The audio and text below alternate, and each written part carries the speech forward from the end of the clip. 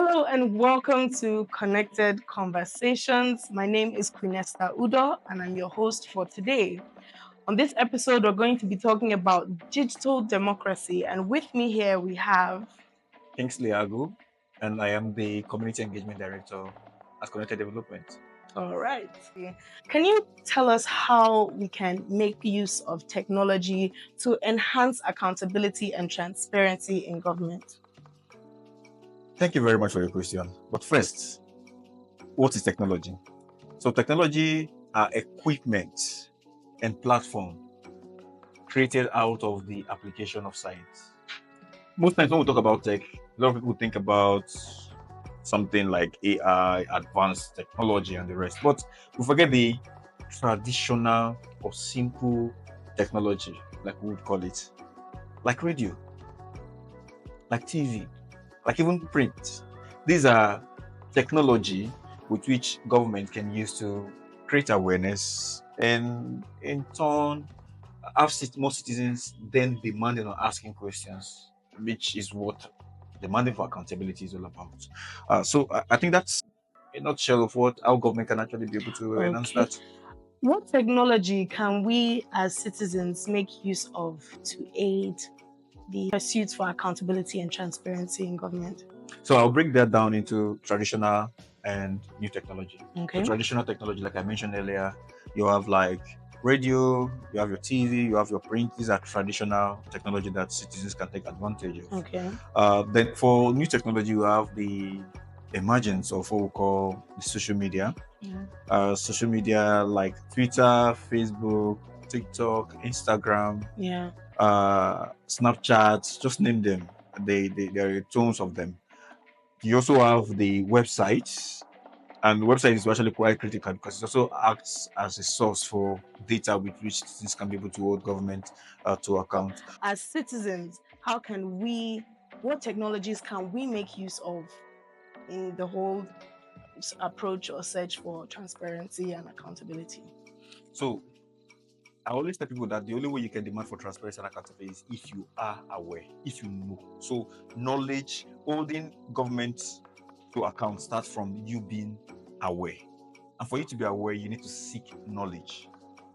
First, to be able to hold government to account on their programs, plans, and activity within a particular time, you need to consult the budget. So the question I'm throwing back is, how many of you even know how to find where the annual budget of the federal government, the state government, and also your local government can be found? How many of you are aware of that? So how can you do that? The federal government, just log on to budgetoffice.gov.ng.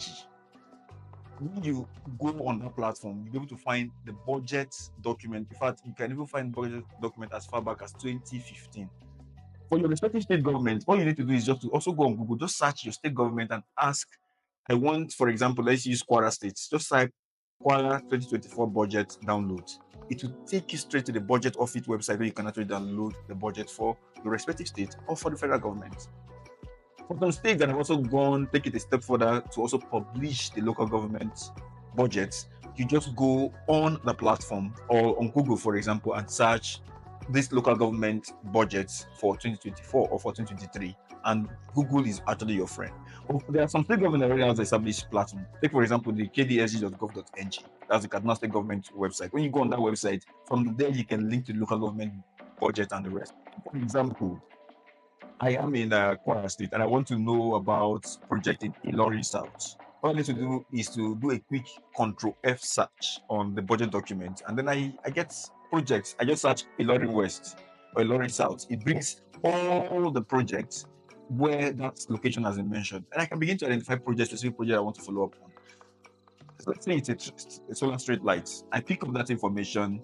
This is what has happened, and then I'm beginning to ask the right question. So I could put up a tweet or I put up a Facebook post or even use TikTok to say, in learning what people are aware that there's supposed to be the installation of solar street light in this location. What about, let's say, 100 million naira, which is exactly what is contained in the budget? You would not need to be sure. You put all this information, this is contained in this budget, and you put it on social media. It's as simple as that. So once you're able to do that, it means you've you're now asking information or demanding for accountability from an informed position because you've consulted the budget document, which is the authoritative document that tells you about project that government do, one of actually. Then you can then engage constructively from that point. Okay, so finally, how can data privacy and security be maintained while pursuing transparency and accountability? So data privacy can be maintained by maintaining the highest level of ethics. So you have the data law. I can't remember the exact name what it's called. There is a data law in Nigeria currently, and that law don't just give the guidelines on collecting data. It also talks about how you can actually protect that data.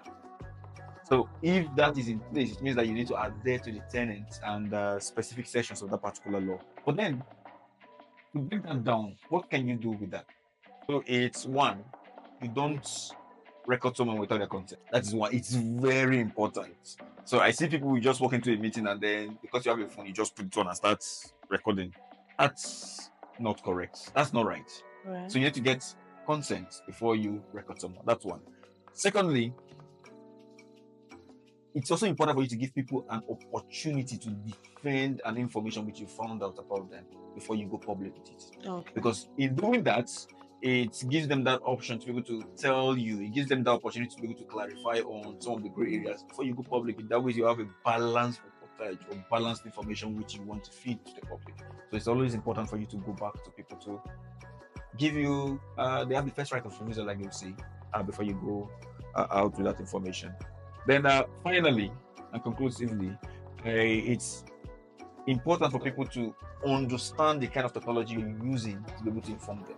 Take for example, you get an information about in a local community. It's important for you to sit them down, explain how the technology you're using, how it works, for them to understand before they can give you their consent. Plus, they might just be telling you a yes or a no that you should go ahead without them having a clear understanding of the technology you're using. So I think I'll leave it at that. So that will be all for today. Once again, thank you for joining us here on Connected Conversations.